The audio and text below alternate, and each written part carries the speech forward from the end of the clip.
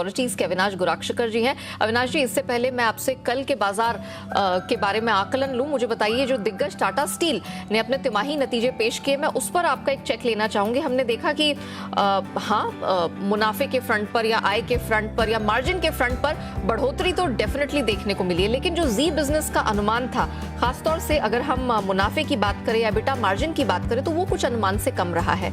इन सब के मद्देनजर मैं आपसे जानना चाहूंगी कि अब आपका व्यू क्या बन रहा है इस स्टॉक में, गिवन द फैक्ट कि इसने अच्छी खासी तेजी इस साल और पिछले 1 साल में कमाकर दी है अपने निवेशकों को। यहाँ मुझे लग रहा है कि नंबर्स इन लाइन है। मेरे ख्याल से मार्जिन्स में थोड़ा बहुत कंप्रेशन देखने को मिला है, लेकिन मेरे अनुमान से हमको लग रहा है कि जो आगे का जो ग्रोथ मोमेंटम रहेगा स्पेशली थर्ड क्वार्टर में, वो मेरे ख्याल से मार्केट्स क्लोजली वॉच करने की कोशिश करेगा। हमारा मानना है कि वॉल्यूम ग्रोथ यूरोप से और डोमेस्टिक मार्केट से काफ़ी अच्छी रहने की पॉसिबिलिटी है। अभी भी स्टील के प्राइसेस काफ़ी ऊपरी लेवल पे है और आयरन और जो ये कैप्टिवली कंज्यूम करते हैं, इनके लिए इंटीग्रेटेड ऑपरेशंस है, तो इनके लिए ऑब्वियसली मार्जिन्स में डेफिनेटली ज़्यादा बेनिफिट होगा। ओवरऑल कल नंबर्स को देखते हुए थोड़ा बहुत स्टॉक कंसोलिडेट या थोड़ा बहुत मुनाफा वसूली देख सकता है, क्योंकि ये नंबर्स काफ़ी लोग एक्सपेक्ट कर रहे थे। आने वाला जो क्वार्टर रहेगा, तीसरा क्वार्टर, मैनेजमेंट की जो कमेंट्री रहेगी, प्राइस आउटलुक, वॉल्यूम आउटलुक पे जो मैनेजमेंट कहेगा, वो मेरे ख्याल से काफ़ी इंपॉर्टेंट रहेगा। बट नेट नंबर्स डेफिनेटली बेहद सेटिस्फैक्ट्री है और इसमें कोई डाउट नहीं कि स्टील की जो साइकिल है वो कम से कम और 2-3 क्वार्टर्स के लिए चलेगी। तो ये मेरे ख्याल से मार्केट्स ऑब्जर्व करेगा, बट नेट स्टॉक में थोड़ी सी हल्का मुनाफा वसूली आ सकती है, ये डेफिनेटली ध्यान में रखें।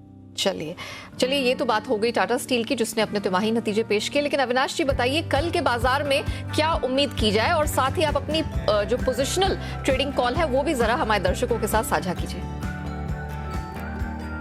देखिए, मुझे लग रहा है कि कल के बाजार में थोड़ा सा एक स्लाइड पिकअप देखने की पॉसिबिलिटी है, क्योंकि आज तो वीकली एक्सपायरी थी, तो काफी सेल ऑफ आपको देखने को मिला एक्सपायरी के कारण भी। मुझे लग रहा है कि निवेशकों को प्राइवेट बैंक्स, मीडिया, जो मैन्युफैक्चरिंग सेक्टर्स है, वहाँ पे फोकस करना चाहिए। मार्केट्स काफी सिग्निफिकेंटली गिरे हैं, तो कहीं ना कहीं वैल्यू बाइंग जरूर आएगी। और हमारा जो वीकली पिक है, जो 8 से 10 दिन का पिक है, वो रहेगा जी एंटरटेनमेंट पे। जी एंटरटेनमेंट पे नंबर्स उम्मीद से काफी बेहतर आ गए हैं। सबसे बड़ी बात, कंपनी ने not only top line but profit margins बढ़ाए। इनफैक्ट इबिटा मार्जिन 20% हो गया, जो पिछले बार 17% था। तो ये नंबर्स डेफिनेटली मार्केट्स को पसंद होने वाले जैसे है।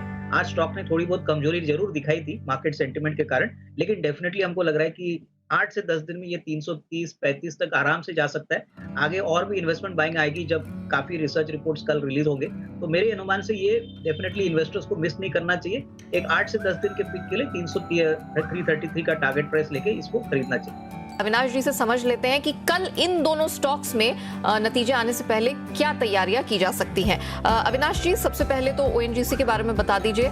अच्छे ग्रोथ की उम्मीद वहां लगाई जा रही है, मार्जिन थोड़ा लड़खड़ा सकता है, आज इसकी क्लोजिंग नीचे हुई है, 0.25% नीचे। तो कल के बाजार में आप हमारे दर्शकों को क्या सलाह देंगे?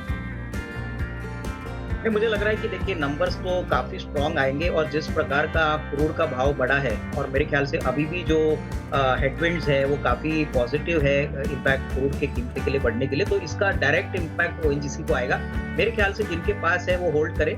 ओएनजीसी में डेफिनेटली अच्छी बढ़ोतरी होने की पॉसिबिलिटी है, क्योंकि होपफुली अगर क्रूड 90 या $95 पहुंचता है, तो हर इंक्रीमेंटल डॉलर गेन जो क्रूड में आता है, उसका मुनाफे में काफी सिग्निफिकेंट इम्पैक्ट पॉजिटिवली ओएनजीसी को मिलेगा। तो मेरे ख्याल से जिनके पास है वो होल्ड करें, और जो फ्रेश निवेश करना चाहते हैं वो मेरे ख्याल से 150 और 155 का जो रेंज है उसमें जरूर निवेश करें। हमको लग रहा है कि आने वाले 3 से 6 महीने में अच्छी तेजी यहाँ पे और भी दिख सकती है।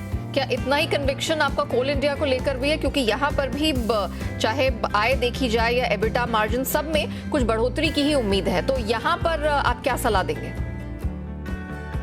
मुझे लग रहा है कि नेहा, कोल इंडिया की अगर हम बात करें तो सबसे बड़ा जो ट्रिगर मार्केट वेट करेगा कल मैनेजमेंट की कमेंट्री में, कि प्राइस हाइक कभी होने वाला है। पिछले बार मैनेजमेंट ने कहा था कि वो 8 से 10% का प्राइस राइज करना चाहते हैं, और वो जरूर करेंगे, लेकिन अभी तक ऐसा कोई डिसीजन लिया नहीं है।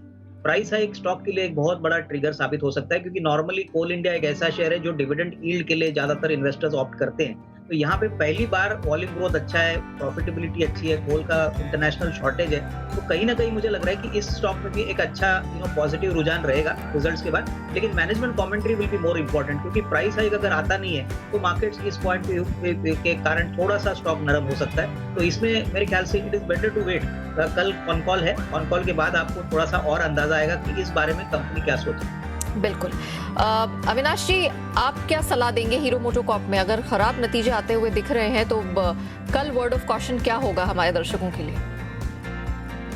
मेरे ख्याल से I think Neha, hero MotoCorp के नतीजे के पहले तो बिल्कुल खरीदिए नहीं, क्योंकि नंबर्स खराब आने की उम्मीद है।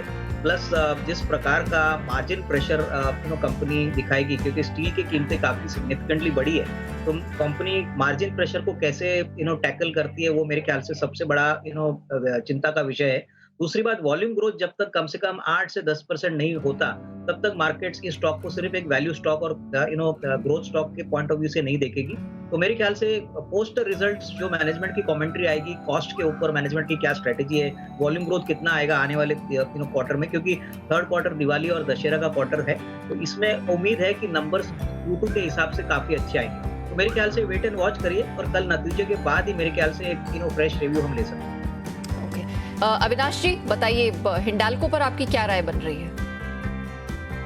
आई थिंक हिंडाल्को पे जैसे देवांशी ने कहा कि नंबर्स बहुत ही स्ट्रांग आएंगे, और इसका एक कारण है कि ग्लोबली एल्यूमिनियम के प्राइसेस और एल्यूमिना के प्राइसेस रिकॉर्ड लेवल्स पे अभी चल रहे हैं, और अनुमान है कि तीसरी तिमाही भी कंपनी के लिए बहुत बेहतरीन रहेगी। इनफैक्ट हिंडाल्को कंट्री का सबसे लो कॉस्ट एल्यूमिनियम प्रोड्यूसर है, in fact globally low cost producer है, तो इसको डेफिनेटली काफी सिग्निफिकेंट मार्जिन एक्सपेंशन आने वाले क्वार्टर्स में देखने को मिलेगा। और जिस प्रकार से वॉल्यूम ग्रोथ का आंकड़ा बढ़ रहा है, हमको लग रहा है कि इस स्टॉक में अगर रिजल्ट्स के बाद कल कोई नॉर्मल प्रॉफिट बुकिंग आती है तो एक खरीदने का मौका समझना चाहिए। हमको लग रहा है कि मेटल स्पेस में हिंडाल्को अच्छा रिवॉर्ड इवन करंट लेवल से दे सकते हैं। अविनाश जी, ग्रासिम पर आपकी क्या सलाह होगी? कल जब मार्केट खुलते हैं, क्योंकि आज ये स्टॉक नीचे बंद हुआ है, तो हमारे जो दर्शक हैं वो क्या रणनीति अपना सकते हैं? मुझे लग रहा है कि देखिए, ग्रासिम में अगर कोई हाई रिस्क इन्वेस्टर है या ट्रेडर है, तो डेफिनेटली रिजल्ट्स के पहले भी ये स्टॉक ले सकते हैं, क्योंकि जैसे कुशल ने कहा कि इस बार केमिकल और VSF बिजनेस दोनों में बहुत अच्छी तेजी देखने को मिली है, वॉल्यूम ग्रोथ भी अच्छा है, मार्जिन्स भी अच्छे हैं, और कंपनी का मुनाफा बहुत ही सिग्निफिकेंटली बढ़ने की अपेक्षा है। सबसे बड़ी बात, VSF के प्राइसेस हमको लग रहा है कि आने वाले दिनों में और भी बढ़ेंगे, और प्राइस इंक्रीज अगर आता है तो इसका पॉजिटिव इम्पैक्ट कंपनी के तीसरे तिमाही और चौथी तिमाही में प्ले आउट होगा। मोस्ट इंपॉर्टेंटली, ग्रासिम लार्जली एक होल्डिंग कंपनी है, लेकिन इनका जो VSF बिजनेस है वहाँ पे वो एक मोनोपोली प्लेयर है, और ये आजकल काफी कंजम्पशन के पॉइंट ऑफ व्यू से काफी बढ़ रहा है, क्योंकि टेक्सटाइल सेक्टर ओवरऑल अच्छी तेजी दिखा रहा है। तो उस पॉइंट ऑफ व्यू से जो निवेशक रिजल्ट्स के पहले खरीदना चाहते हैं वो भी पहले खरीद ले, क्योंकि हमको लग रहा है रिजल्ट्स आने के बाद आपको डेफिनेटली अच्छी तेजी देखने को मिलेगी। बिल्कुल। नया जो स्टॉक हमको पसंद है इन्वेस्टमेंट पिक के पॉइंट ऑफ व्यू से, वो एक ऑटो कंपोनेंट कंपनी है, और कंपनी का नाम है Sharda motors limited. Sharda motors basically catalyst, converters, exhaust systems में स्पेशलाइज करती है, और करीबन पिछले साल कंपनी ने 1735 करोड़ का रेवेन्यू जनरेट किया था और 68 करोड़ का प्रॉफिट जनरेट किया था। कंपनी काफी वेल नोन वेंडर है मारुति के लिए, जो पैसेंजर कार में मार्केट लीडर है। महिंद्रा और किया और हुंडई मोटर्स का करीबन 70 to 80% रिक्वायरमेंट ये केटर करती है, plus commercial vehicle, two wheeler segment को भी केटर करती है। इस कंपनी की सबसे बड़ी स्पेशलिटी नेहा ये है कि कंप्लीटली डेट फ्री बिजनेस है। कंपनी के पास काफी सिग्निफिकेंट कैश है, करीबन 265 करोड़ का कैश है, और सबसे बड़ी बात 25-30% का ROC हर साल रिकॉर्ड कर रही है, जो बहुत ही इन्वेस्टमेंट के पॉइंट ऑफ व्यू से बहुत ही बेहतरीन है। कंपनी ने पहले 6 महीने में करीबन 1050 करोड़ का रेवेन्यू और कम से कम 68 करोड़ का मुनाफा ऑलरेडी रिकॉर्ड किया है। पिछले साल पूरे साल का मुनाफा 68 करोड़ था, तो हमारा मानना है कि इस साल कंपनी कम से कम 125-130 करोड़ का मुनाफा रिकॉर्ड करेगी, और करीबन 38 से 40 रुपए की अर्निंग इस साल आएगी, और उसके बाद होपफुली 45 से 50 रुपए की अर्निंग आने की उम्मीद है। कंपनी ने इलेक्ट्रिक व्हीकल्स में भी अपना एक JV अनाउंस किया है, जिसका फायदा कंपनी को जरूर मिलेगा। तो मेरे हिसाब से कंपनी की वैल्यूएशन बहुत सस्ती है। अगर हम दूसरे ऑटोमोबाइल कंपोनेंट कंपनीज की बात करें तो ये सबसे सस्ती वाली कंपनी है, ग्रोथ पोटेंशियल भी अच्छा है, डेट फ्री बिजनेस भी है। तो यहाँ पे कम से कम 835-840 का टारगेट प्राइस लेके इसको अगले 6 से 12 महीने के लिए रखना चाहिए। करंट प्राइस काफी अट्रैक्टिव है, तो ये मेरी तरफ से ये वैल्यू पिक।